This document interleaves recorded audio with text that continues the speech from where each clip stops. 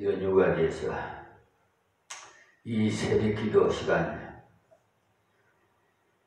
마태복음 강해 설교로 21장 9절 말씀부터 드리겠습니다.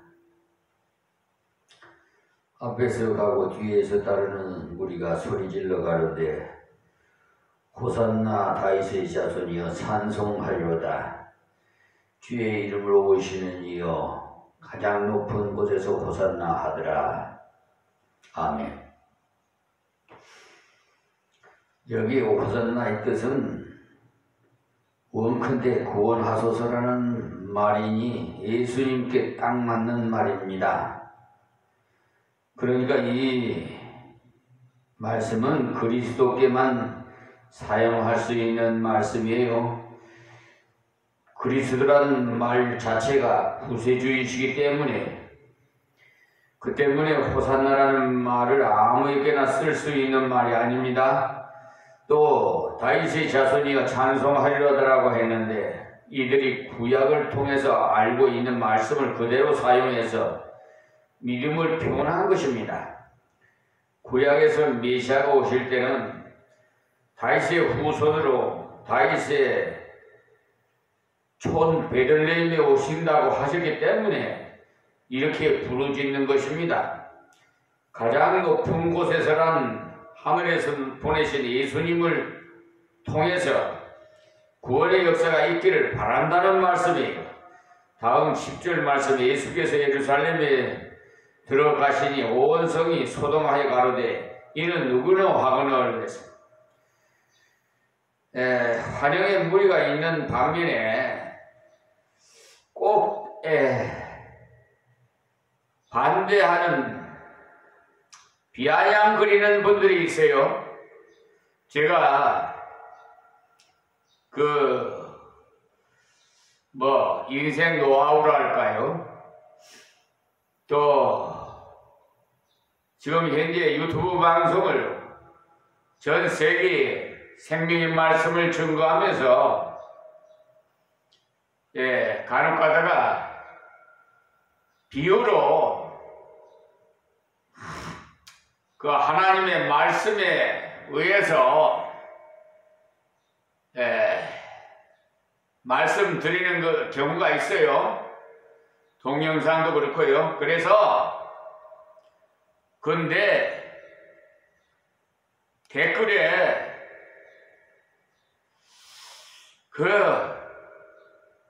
다시는 분이 올리는 분이 좀 비아냥스러운 댓글을 올리는 것 같아가지고 왜냐하면은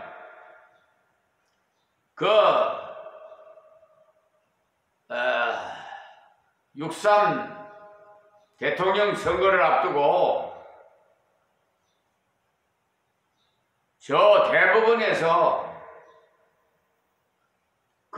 합의체로 이재명 대통령 후보를 1개월 이내에 파기환송을 했잖아요. 근데 저는 지금 대법관 사명을 공수처에다가 고발해서 각하를 해서 재정신천을 해서 다시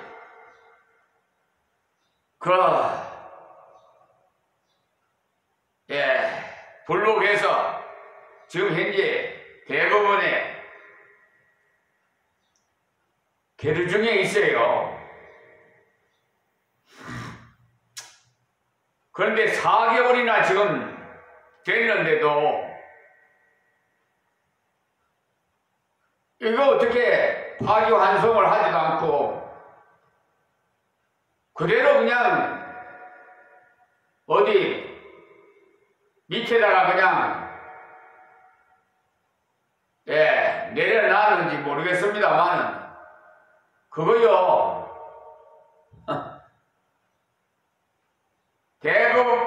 백관 서경환이 김선수 노태학이 오경미를 고발한 거거든요. 그러니 그거 참 난감하지 않겠어요? 왜 그런 짓을 하는지 모르겠어요. 지금 대법원 조직법에 보면 14명이 대법원장을 비롯해서 그렇습니다. 그런데 9명이 지금 불의한 대법관으로 지금 저 동영상에 올라가 있어요. 참 어이가 없어서 법치국가에서 법 위에 군립하는 자가 있어요. 그것이 바로 법관들이에요. 양심적인 법관들은 피해를 봐요. 저 양심적인 법관 알고 있어요. 다 뭐 법관이라고 불의한 법관이 아니에요. 양심적인 법관이 있어요. 판사도 있고 검사도 있고요. 그런데 그런 분들이 피해를 본단 말이에요. 그냥 그렇잖아요. 목사도 어디 가서 명함 내놓기가 좀 그래요. 왜? 목사라고 그냥 나쁜 짓거리를 하니까 뭐 성추행을 하고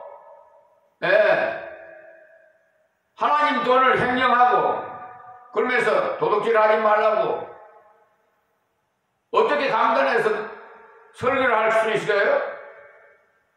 나 참 속 다르고 겉 다르고 이렇게 가증스럽다고 하나님께서 해요. 확 토해내버려요.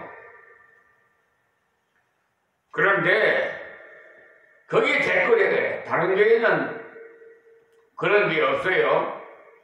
참으로 참 목자님 만나서 반갑습니다. 이렇게 고마운 그 뜻을 밝히는 분도 이 엽서를 통해서도 또 뭐 여러 가지 방법으로 저한테 전화가 전해 오는데요. 그분들에게 참으로 감사해요. 이 유튜브 방송이 딴 것까지 생명의 말씀을 증거하라고 하나님께서 이 나이에 어떻게 IT 분야도 모르는데 하나님께 기도했더니 기회를 주셔서 유튜브를 개설하게 하고 날마다 제작하게 해서 매일 설교를 동영상을 올립니다. 지금 시청하시는 분이 많습니다. 뭐 듣는 분들은 다 복된 자가 될 줄 믿습니다. 자, 그래서 여기 보면은 다윗의 자손이 찬송하리로다라고 한 이들이 구약을 통해서 이런 말씀을 그대로 사용해서 믿음을 표현했다 이 말씀이고, 가장 높은 곳에라는 것은 하늘에서 보내신 예수님 통해서 구원의 역사가 있기를 바란다는 말씀이라고 말씀드렸어요. 자, 10절에 보면 예수께서 예루살렘에 들어가시니 온 성이 소동하여 가로되 이는 누구냐 하거늘 그랬습니다. 환영의 무리가 있는 반면에 소동하는 자들도 있어요. 마태복음 2장에 동방박사가 예루살렘에 들어와서 유대인의 왕으로 나신 이가 어디 계시뇨? 라고 물었죠. 그렇게 했을 때 온 성이 소동했다고 했습니다. 소동할 만했죠. 그때 동방박사가 세 사람이 다가온 것이 아닙니다. 예물이 세 가지나 가지고 세 사람인 것으로 아는데 세 사람이 왔는데 성이 소동하겠습니까? 그 멀리서 예물을 가지고 왔는데 세 사람이 위험해서 어떻게 옵니까? 최소한 2달을 걸려서 왔을 텐데 세 사람이 왔다면 강도를 만나서 예물로 드린 보물을 다 빼앗겼을 것입니다. 그때 많은 수행원들이 있었어요. 한꺼번에 외국인들이 들어와서 왕으로 나신 이가 어디 계시냐고 하니 소동이 일어났지. 속단하게 몇 명이 찾아와서는 소동하지 않습니다. 그리고 헤롯 왕이 자기 집에 아이가 태어났다면 우리 집으로 들어오시오 했을 텐데 아기도 안 낳았는데 유대인의 왕으로 태어나시니까 어디 계시냐고 하니까 야단이 난 것이죠. 이들도 자기 기대와는 예수님의 모습이 다르다는 거예요. 그래서 예수님은 학벌도 없어요. 또 나사렛에서 나타났어요. 이스라엘은 유다도 사마리아도 갈릴리도 있었는데 유다는 주로 양반들이 사는 동네고 사마리아는 상존조차 못할 인간들이 사는 곳이라고 갈릴리는 주로 서민들이 사는 곳이에요. 유다 지방은 왕족 출신들이 많이 살고 사마리아는 혼혈족이 사물로서 개같이 취급해서 말도 잘 안 합니다. 인간 축에도 들지 못할 것이라고 생각을 해요. 우리나라도 혼혈족이 많아졌잖아요. 근데 개같이 취급합니까 어디? 그런데 그때 당시에는 그렇게 했어요. 예수님은 서민들이 사는 갈릴리 나사렛에서 자라나시기 때문에 나사렛에서 무슨 선한 것이 나겠느냐는 말이 나온 것입니다. 예수님 만약에 랍비 출신이었었다면 어느 랍비지 하면서 관심 있게 보았겠지만 목수 출신이라고 하지요. 또 갈릴리 나사렛 출신이라 하면서 무시한 거예요. 우리나라 같으면은 어느 골짜기에서 무슨 인물이 날까봐라는 식으로 말합니다. 그런데 그런 골짜기에 오신 분이 계신다면 용서하십시오. 저는 저 남쪽 지방 골짜기에서 태어난 사람이 섬진강 있는데 하동 있는 섬진강 아시죠? 아주 좋은 곳입니다. 그런데 거기 그 학교 사택에서 저는 태어났어요. 그걸 제가 어떻게 알아요? 부모님이 가르쳐 주시니까 알지.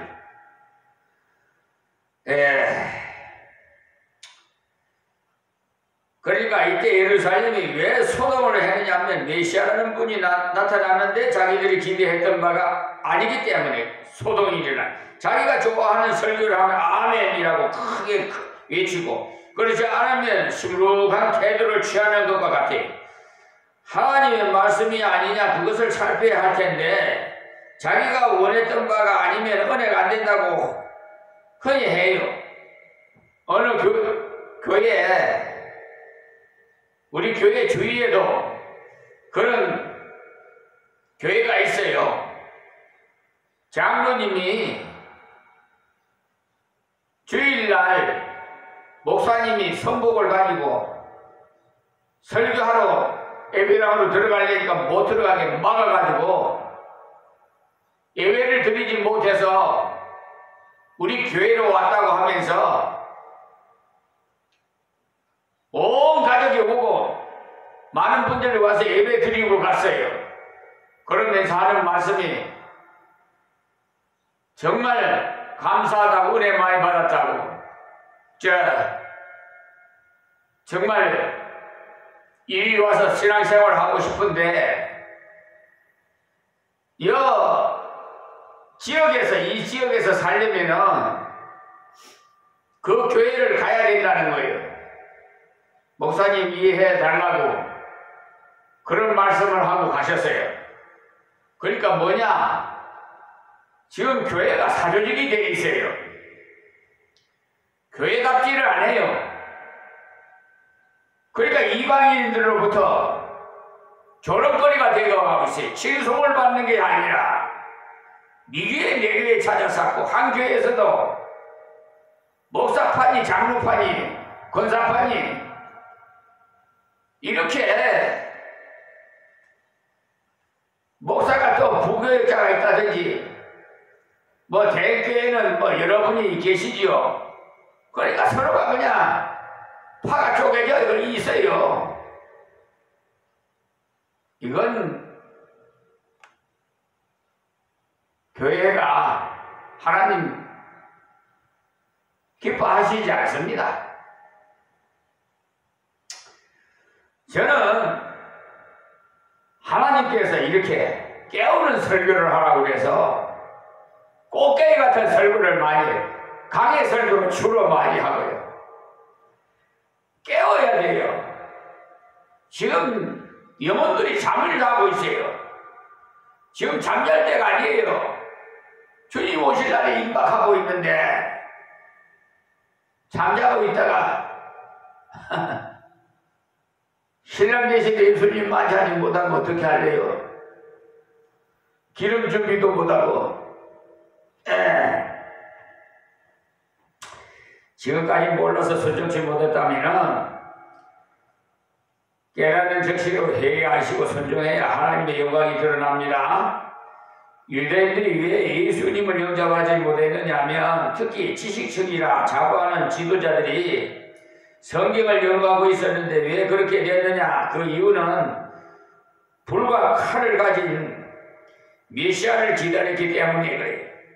그들은 불과 칼을 가진 메시아가 오셔서 로마로부터 해방시켜 이스라엘을 세계 1등 국가로 만들어 줄 것을 바랐던 것입니다. 그들은 육신적인 것을 바랐기 때문이에요. 성경대로 믿지 않고 자기 생각대로 성경을 해석하였기 때문에 그래요. 자기들이 좋아하는 방향으로 성경을 해석하다 보면 메시아를 영접지 못합니다. 지금도 예수를 믿으면 복 많이 받아서 부자 되고 아이가 잘 된다고 말해주면 좋아할 사람들이 많아요. 그러나 성경 믿지 못해요. 우리 신앙의 궁극적인 목표는 내세지향적인 것입니다.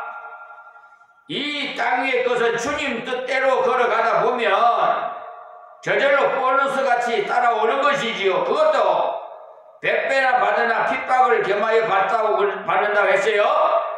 만약에 핍박이 전혀 없다면 받은 은혜에 빠져서 주님을 잊어버릴 수가 있기 때문에 핍박을 겸하여 주셔서 계속 우리의 마음이 주님을 향하도록 하십니다. 여러분들이 땅 위에 많은 것을 받았다면 역경도 따른다는 것을 아십시오. 마가복음 10장 28절에서 31절 말씀을 묵상하십시오. 그 때문에 여러분이 현재 형편을 감사해야 돼요. 전도서에 보면 부자는 재물이 많지만 구경하는 것으로 족하다는 것입니다. 전도서 5장 10절에서 12절에 재물이 많다고 밥 더 먹는 것이 아니기 때문에 다른 사람들을 먹여주면 보는 것밖에 더 좋은 것이 없다는 겁니다. 나를 통해서 많은 사람들이 혜택을 누린다면 그 얼마나 감사합니까? 그런데 어쨌든 묻어두고 고손자까지 내어주려고 악을 쓰다 보니까 꼴벌견이 되는 거예요.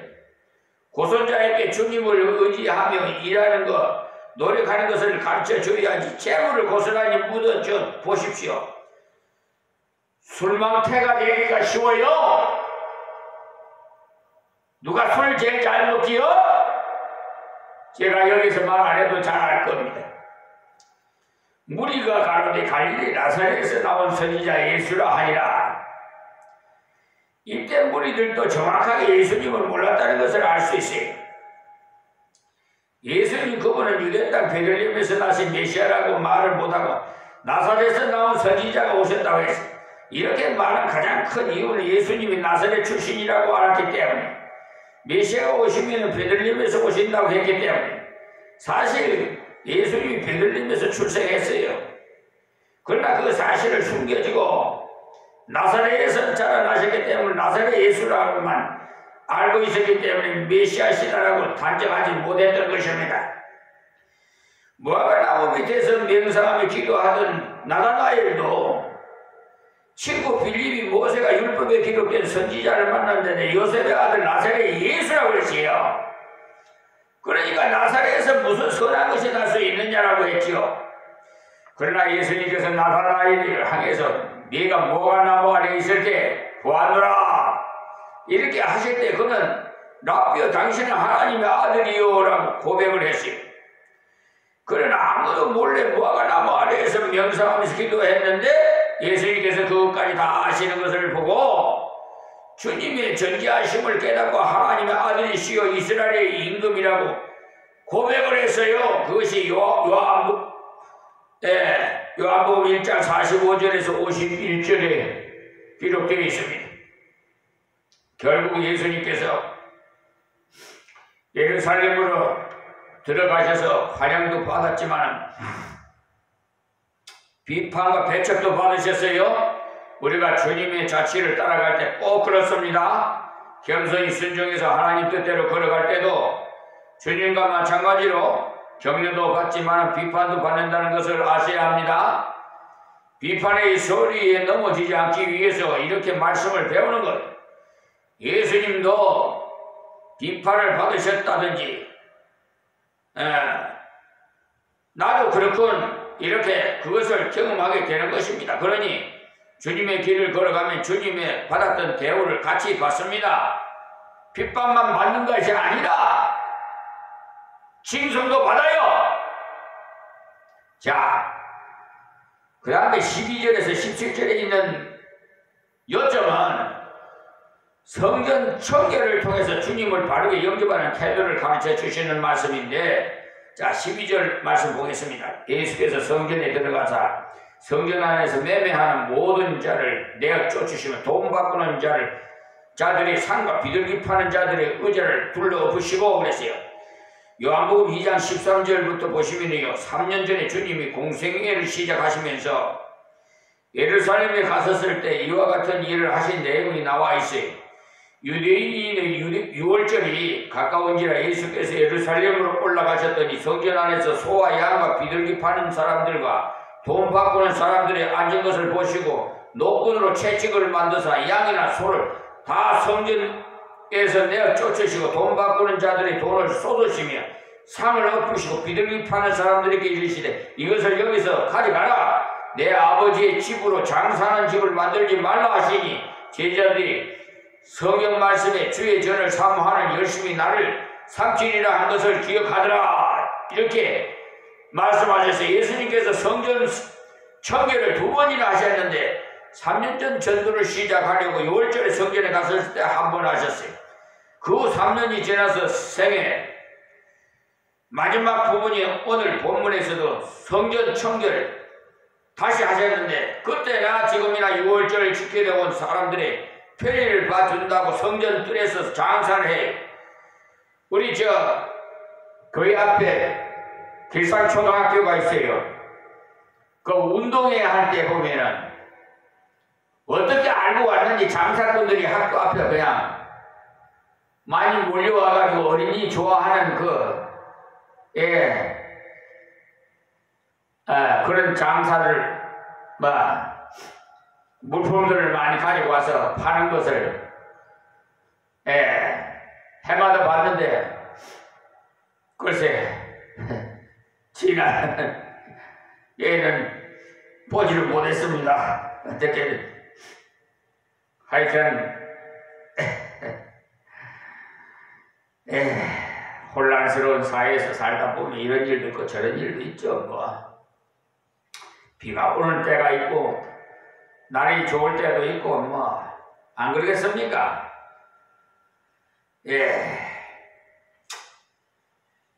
지금도 보면은요, 교회 다니면서 장사하려고 다니는 사람들이 많아요. 내가 이 교회 다니면서 식당을 차리면은 내 식당에 이 교인들이 나한테 오겠지, 이걸 생각하고 교회 부근에다가 식당을 차려요. 사실 그래요. 그래서 제가 그 식당에 우리 그 집사님과 같이 갔었어요. 가서 식사를 하고 좀 물어봤어요. 그랬더니 하나님께서 여기 하나님 믿는데요. 그래서 어느 교회 다니냐 그러니까 이거 뭐 교회에 다닌다 그래요. 그래서 그러시냐고 그러면서 그분이 하는 말씀이 기도하니까 그 교회로 다니라고 그래서 그 교회 다닌다고 그래요. 그래 그분이 그래서 그런가 보다 했는데 얼마 안 있어서 그냥 보따리 싸고 가버리더라고. 안 됩니까? 하나님의 응답이면 잘 될 거 아니 번성해야지. 그렇게 하나님 이름을 막무가내 빙자해서 그렇게 하나님 영광 가리는 사람들이 너무 많아요. 뭐 자기가 뭐 사업을 하든지 무엇을 하든지 하나님 이름 빙자해서 하면은 심지어 법무법인 유한 로고스 이 로고스를 해리란 말인데 우리나라 말로는 하나님 말씀이에요. 그 하나님 간판을 걸어놓고 거기에 변호사 소속인 백현기 변호사가 감리교 목사고 어떻게 해서 변호사가 됐는지는 모르겠으나 아주 사기술법이 보통이 아니에요. 고달이에요. 지금도 법원에 계류 중에 있어요. 손해배상 청구 소송을 해가지고 대한민국을 상대로 하고 그 법관이 잘못하면은 공무원이 잘못하면 국가를 상대로 손해배상을 청구해야 돼요. 그래서 피고 대한민국 또 피고 백현기 이렇게 해서 손해배상 청구를 해놨어요. 지금 그것을 가경으로 지금 돼 있습니다.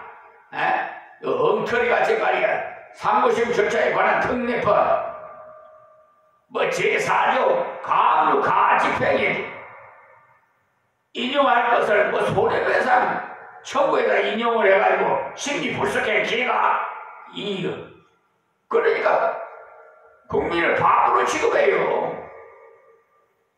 저도 많이 속았어요. 전에는 심리불속행 기각하면 그냥 그것으로 끝나는 줄 알았어요.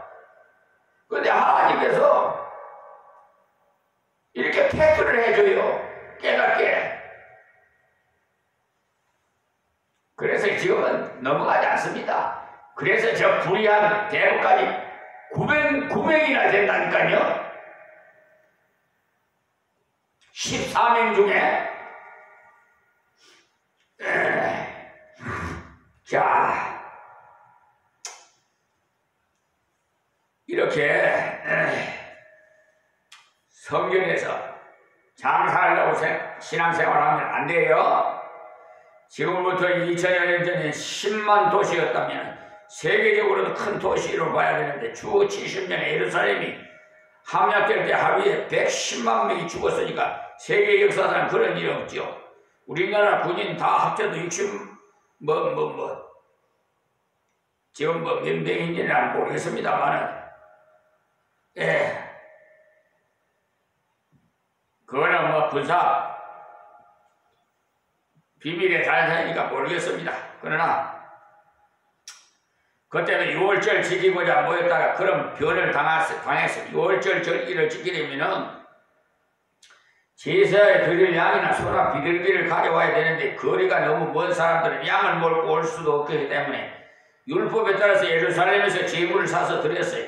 제물을 사서도 드릴 수 있도록 율법에 되어 있었기 때문에 처음에는 장사들이 성전뜰에서 진을 치고 있다가 뜰에 들어가서 장사할 수 있도록 제사장들에게 교섭을 했어요. 그래서 성전뜰에까지 들어가서 장사를 했던 거죠. 그래서 예수님께서 내 집은 기도하는 집이라 일컬음을 받으리라 하였거늘 너희는 강도의 구루를 만드는 도다라고 책망하신 겁니다. 하나님의 집은요 은혜를 주는 곳인데 빼앗아 먹는 곳으로 만들었으니 강도의 소굴이 아니고 무엇이냐는 겁니다. 교회가 강도의 소굴이 되면 되겠습니까 여러분? 하나님의 은혜에 감사해서 예물을 드려야 할 텐데 강제로 내도록 한다면 강도 같은 짓이라는 거예요. 지금도 이런 집회에 가면 헌금을 은밀하게 하도록 하는 것이 아니라 입찰식으로 얼마 할 사람은 손을 드시오 이런 식으로 반강제로 헌금하는 경우도 있는데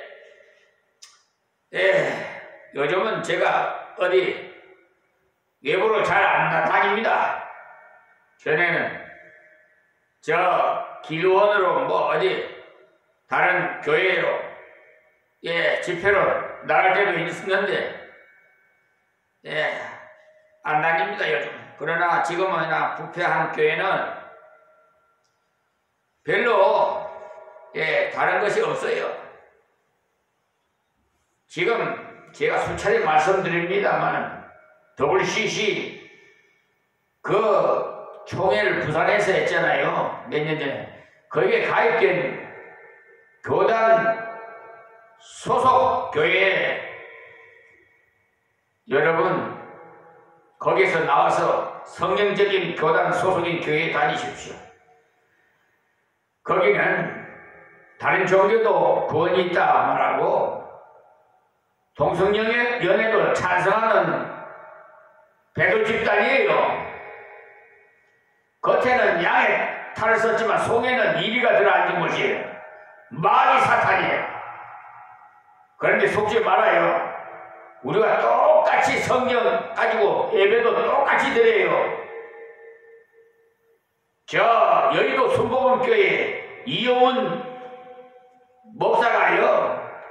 그때 부산에서 WCC 총회할 때 많은 일을 담당했어요. 심지어 극동방송 김장한 목사도 거기에 가입됐더라고요. 확인해 보니까 인터넷에 확인해. 여러분들도 WCC 한번 쳐가지고요. 인터넷 검색해 보세요. 뭐 제 말이 틀렸는가? 여러분들 확인해 한번 해보세요.